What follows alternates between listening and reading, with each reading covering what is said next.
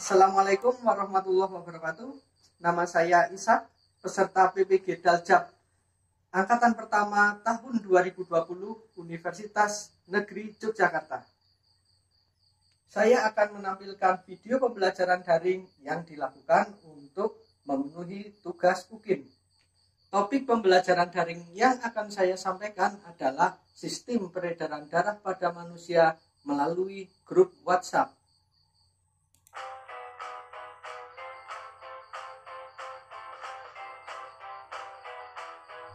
Assalamualaikum warahmatullahi wabarakatuh. Selamat pagi anak-anak semua. Bertemu lagi di pembelajaran daring IPA kelas 8 SMP Rifaiyah 01 Sakuran. Rizal Khalid Pak dari Salakan Marongsari kelas 8A.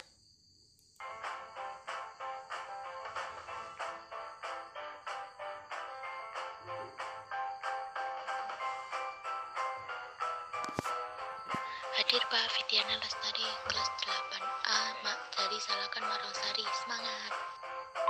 Naufal Fadli Musyafak dari Baturan Batursari. Semangat. Yulfa Lufiana dari Sabrang Kidul hadir. Hadir Pak Alfani Luluya dari Temanggung Tanusari Sakuran.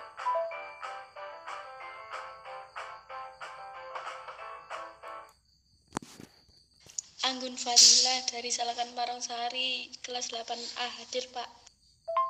Dinda Azhara dari Benaran Batursari kelas 8A hadir. Rohit Indra Kusuma dari Salakan hadir. Rida Febriani dari Salakan Marongsari hadir Pak. Umu Salma Benaran Batursari kelas 8B hadir Pak. Nafil Mubarak dari Temondor hadir. Semangat.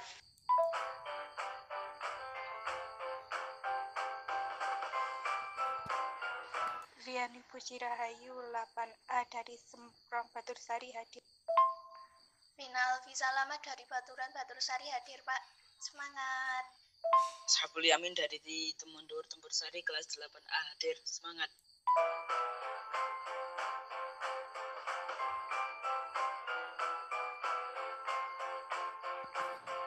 Batarianti dari Salakan Marongsari hadir Pak.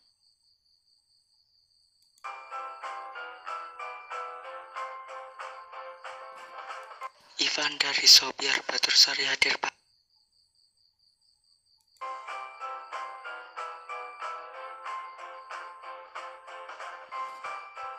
Konita Asma Maldia dari Kebun Salam hadir Pak.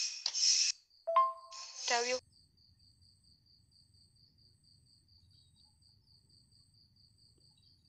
Sebelum memulai pembelajaran, silahkan salah satu siswa untuk memimpin doa.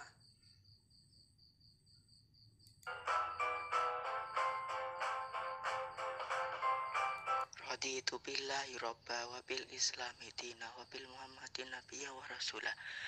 Rabbi zidni ilma warzuqni fahma amin ya rabbal alamin. Adi Saputra hadir Pak dari Kelci.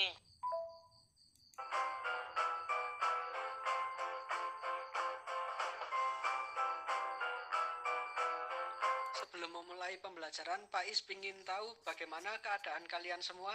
Sehat-sehat saja kan? Jangan lupa nanti di kegiatan pembelajaran dipersiapkan kuota dan jaringan yang memadai ya, agar pembelajaran dapat berjalan dengan lancar.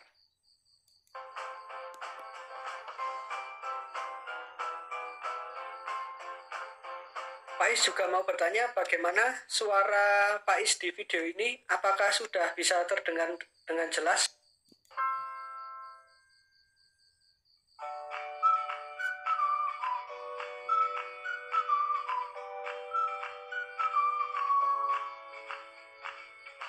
Pak Is juga akan sampaikan aturan-aturan pembelajaran pada hari ini. Nanti kalian jangan lupa ketika melakukan pembelajaran dilarang mengirim chat atau foto atau gambar atau video yang menyinggung sara, berbau pornografi, dan tidak sesuai dengan norma atau etika kesopanan.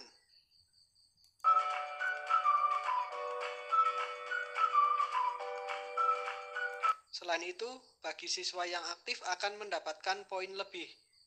Dan ketika kegiatan diskusi atau pengamatan nanti, setiap kelompok wajib mengirimkan bukti diskusi atau kerja kelompok melalui pesan video ataupun pesan gambar.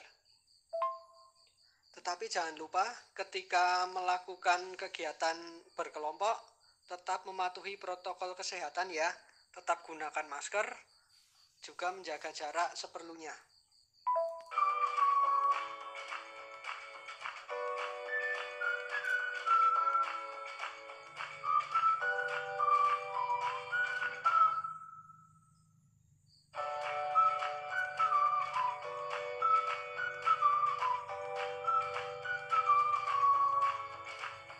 Atau selain Mbak Yurifah, ada yang mau menyampaikan hubungan antara zat adiktif dan psikotropika dengan sistem peredaran darah?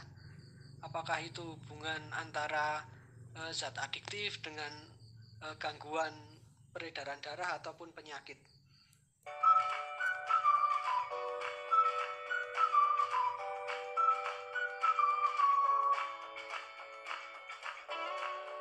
Tepat sekali Mbak Yurifah, salah satu efek negatif dari zat adiktif dan psikotropika adalah menyebabkan gangguan pada jantung ataupun stroke ya. Nah, itu berhubungan juga dengan sistem peredaran darah pada manusia.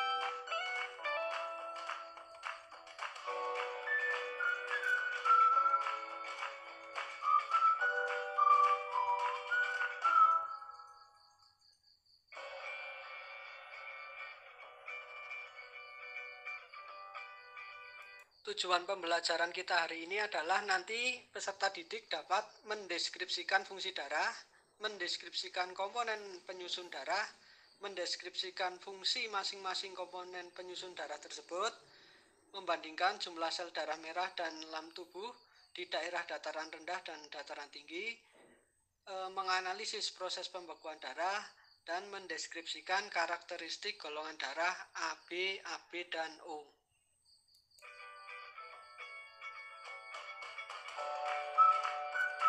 Untuk garis besar pembelajaran hari ini dapat Pak Is sampaikan bahwa kalian nanti akan mempelajari tentang darah. Nanti kalian bisa ketahui apa itu darah, komponen-komponen penyusun darah itu apa saja.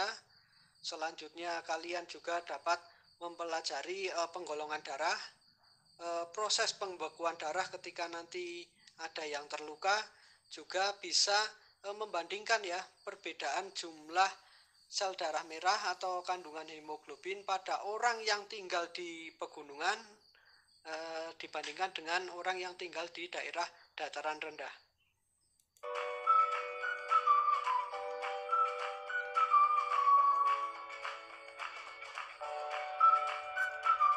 Salah satu pentingnya pembelajaran kita pada hari ini pada kehidupan nyata adalah ketika kita mempelajari proses pembekuan darah, kita dapat mengetahui bagaimana nantinya kita mensiasati bagaimana menghentikan pendarahan ketika terjadi luka ataupun kecelakaan. Untuk selanjutnya, sebelum nanti kalian mengerjakan soal pretest, Pak Is informasikan untuk penilaian hari ini ada 3 komponen, yaitu penilaian sikap, penilaian pengetahuan, dan penilaian keterampilan. Nanti untuk penilaian sikap, Pak Is nilai dari keaktifan kalian. Untuk penilaian pengetahuan nanti dari soal pretest yang Pak Is berikan setelah ini, dan juga nanti soal post-test atau latihan soal di akhir kegiatan. Selanjutnya nilai yang terakhir adalah nilai keterampilan. Nanti Pak Is ambil dari nilai kalian mengerjakan tugas atau laporan, juga dari ketika kalian melakukan pengamatan.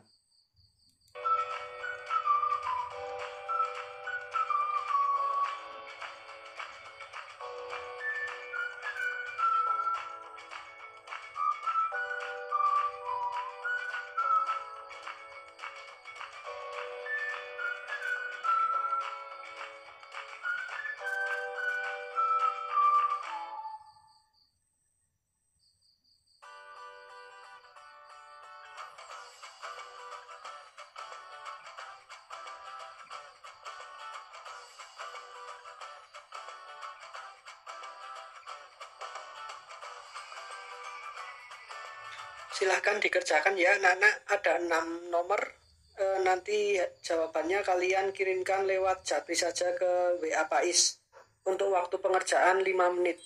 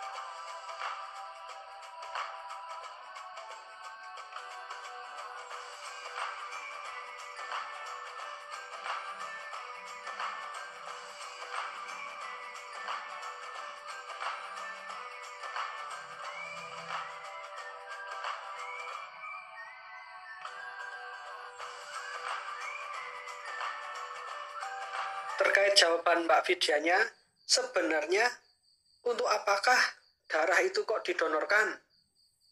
Apa sih pentingnya darah bagi kehidupan kita? Nah, menurut kalian apa?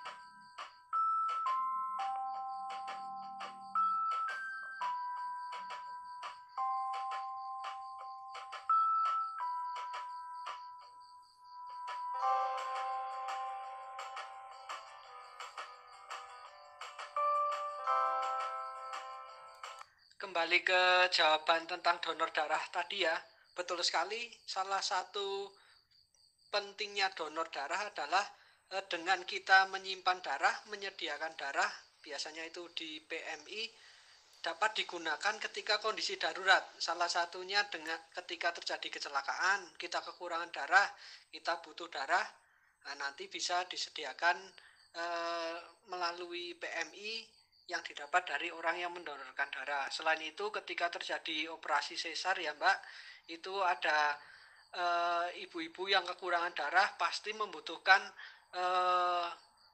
tambahan darah, bisa mengambil dari PMI atau menggunakan darah yang didonorkan oleh seseorang.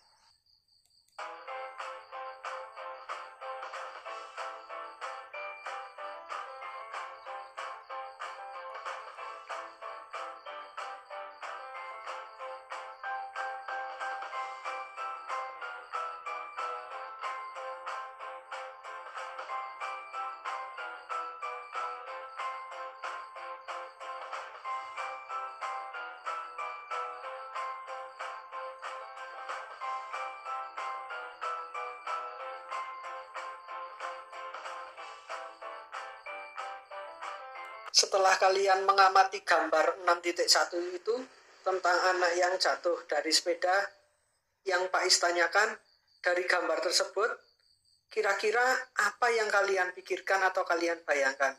Kira-kira pertanyaan apa yang muncul di kepala kalian tentang gambar tersebut? Silahkan coba kalian ungkapkan pertanyaan-pertanyaan tersebut melalui chat atau pesan suara di grup WA.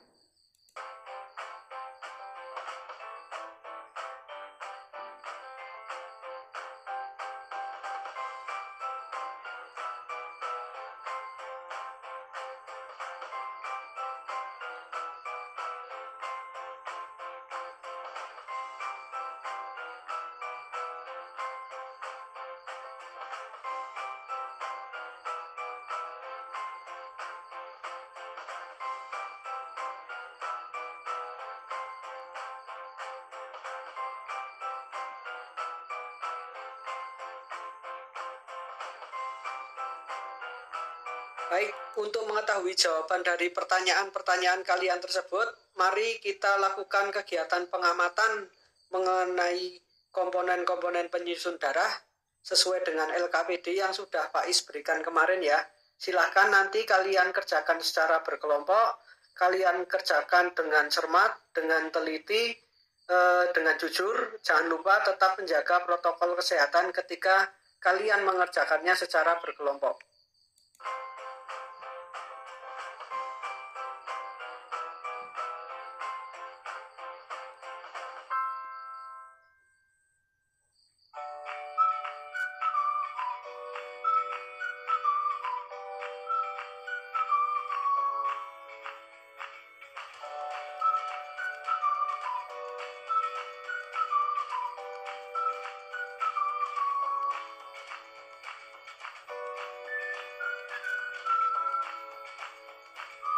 Sekarang memasuki bagian inti ya, silahkan kalian melakukan pengamatan berdasarkan LKPD yang sudah Pak Is berikan kemarin, dikerjakan secara berkelompok ataupun individu.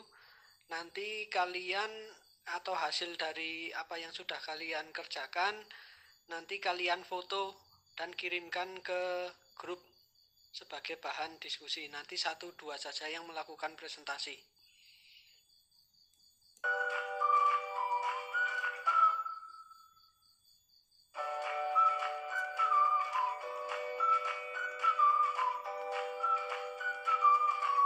Pada LKPD terdapat 8 soal ya, silahkan nanti kalian kerjakan ke 8 soal tersebut.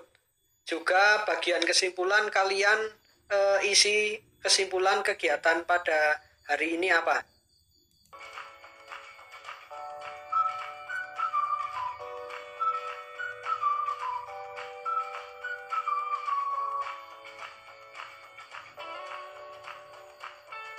Ketika kalian mengerjakan atau melakukan pengamatan, kalian bisa mencari informasi-informasi terkait data pengamatan melalui buku bisa, melalui internet juga bisa.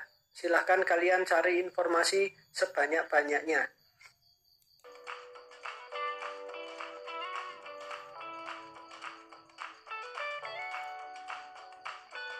Sebetulnya yang disebut sebagai darah itu apa? Kira-kira pengertian darah itu apa menurut kalian? Coba kalian bisa sampaikan ke grup ya. Bisa melalui pesan teks atau pesan suara.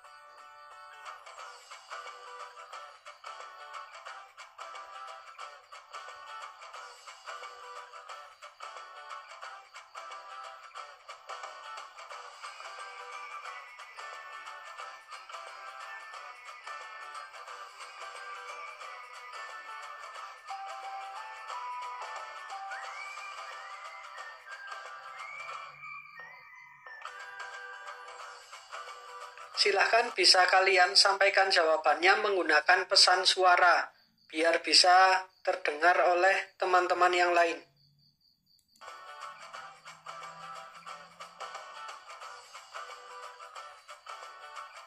Orang yang hidup di dataran tinggi biasanya memiliki lebih banyak sel darah merah dibandingkan orang yang hidup di dataran rendah karena berfungsi untuk mengikat oksigen lebih banyak. Karena semakin tinggi tempatnya di daratan, maka oksigennya akan semakin sedikit.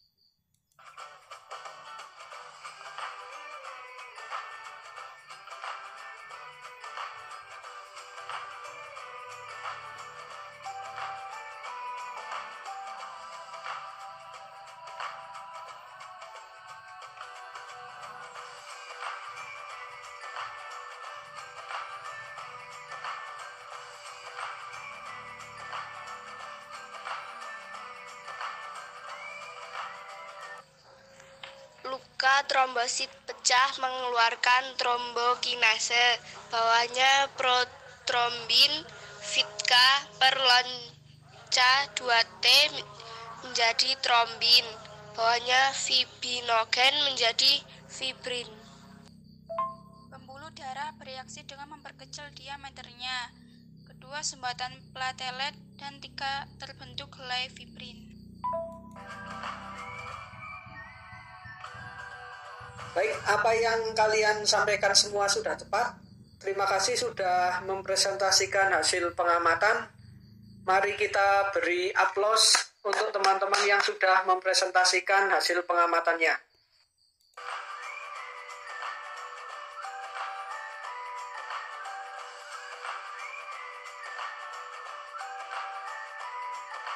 Dari apa yang sudah disampaikan oleh teman-teman kalian, memang betul bahwa darah sangat penting bagi kehidupan karena berfungsi sebagai alat transportasi nanti yang membawa sari makanan, zat-zat sampah, dan lain sebagainya ke seluruh tubuh. Selain itu juga berfungsi menutup luka dan memiliki fungsi-fungsi yang lainnya. Darah sendiri terdiri dari dua komponen, betul seperti apa yang sudah disampaikan oleh teman kalian tadi. Terdiri dari komponen cair yang disebut plasma dan komponen padat atau sel darah yang terdiri dari sel darah merah, eritrosit, sel darah putih, leukosit, dan keping darah atau trombosit. Selain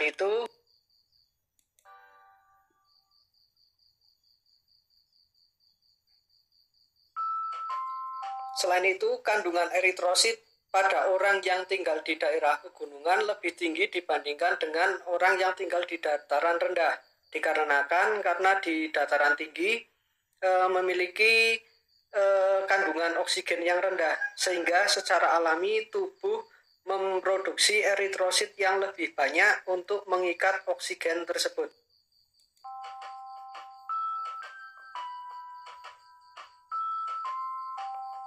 Darah berdasarkan antigen dan antibodi yang dimiliki, penggolongannya berdasarkan sistem resus dan ABO. Untuk sistem ABO, darah digolongkan ke dalam golongan darah A, B, AB, dan O. Sedangkan untuk resus biasanya digolongkan menjadi resus positif dan resus negatif. Yang digunakan di Indonesia adalah sistem ABO.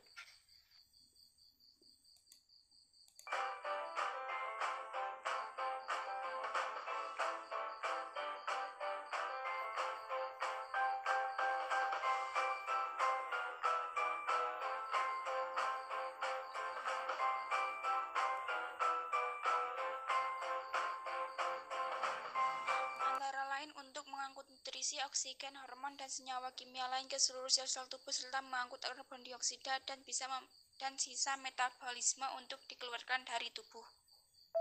Untuk menjaga tubuh dari serangan penyakit.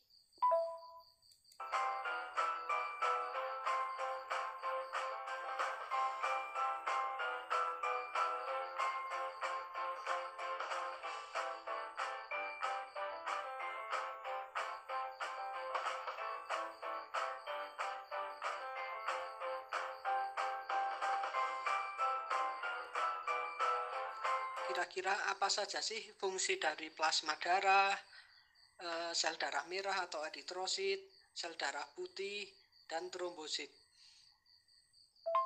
Plasma pelarut untuk membawa senyawa lain, keseimbangan osmotik, buffer pH, dan mengatur permeabilitas membran, juga pembekuan darah dan sistem pertahanan. Sel darah merah, eritrosit, transport O2 dan CO2, leukosit, sel darah putih, pertahanan dan kekebalan, trombosit atau keping darah, pembekuan darah.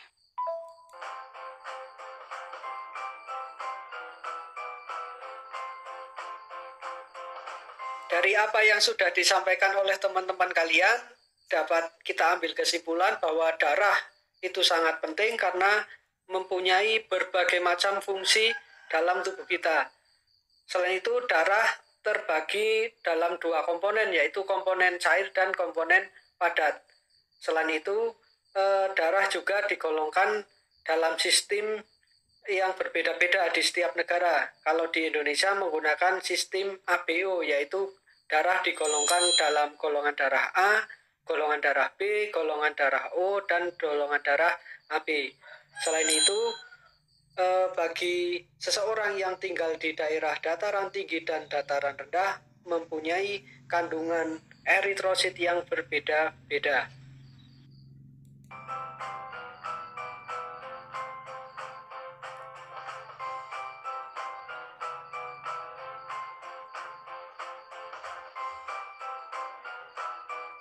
Selain itu, darah juga berfungsi dalam proses pembekuan darah, di mana dalam proses pembekuan darah tersebut fungsinya dijalankan oleh trombosit dengan menghasilkan benang-benang fibrin untuk menutup luka.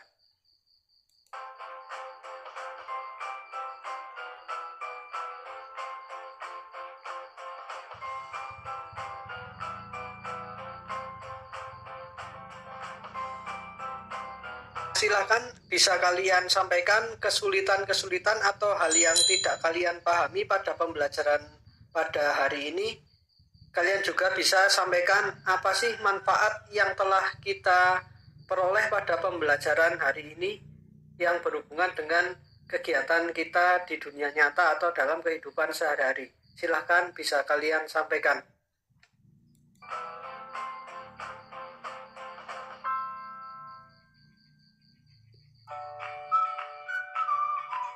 Monggo bisa kalian sampaikan apa sih manfaat yang telah kalian peroleh dari pembelajaran hari ini.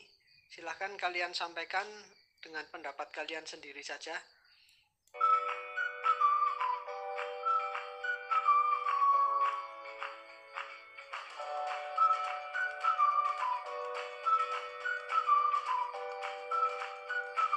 Baik, jika tidak ada yang perlu ditanyakan lagi, sebelum Pak Is tutup, Pak Is informasikan bahwa untuk minggu depan pembelajaran yang akan kita lakukan adalah masih di sistem peredaran darah pada manusia. Topiknya adalah jantung, pembuluh darah, serta nanti kita berlatih untuk menghitung frekuensi dari denyut jantung. Setelah ini nanti Pak Is berikan latihan soal.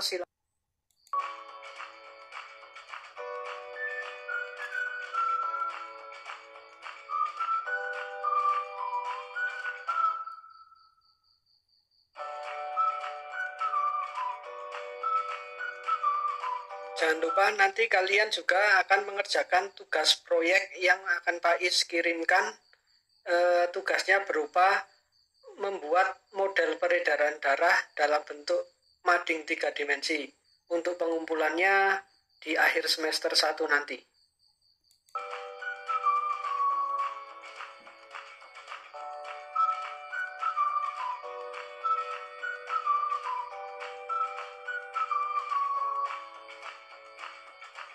Baik, pembelajaran kita untuk hari ini Pak Is cukupkan sekian. Jangan lupa dikerjakan latihan soalnya. Terima kasih atas partisipasi dan keaktifan kalian. Kalian semua luar biasa dalam kondisi serba sulit di masa pandemi. Kalian tetap bersemangat dalam melakukan pembelajaran. Semoga apa saja yang kita dapatkan pada hari ini dapat bermanfaat bagi kehidupan kita. Kurang lebihnya mohon maaf. Pak Is akhiri. Assalamualaikum warahmatullahi wabarakatuh.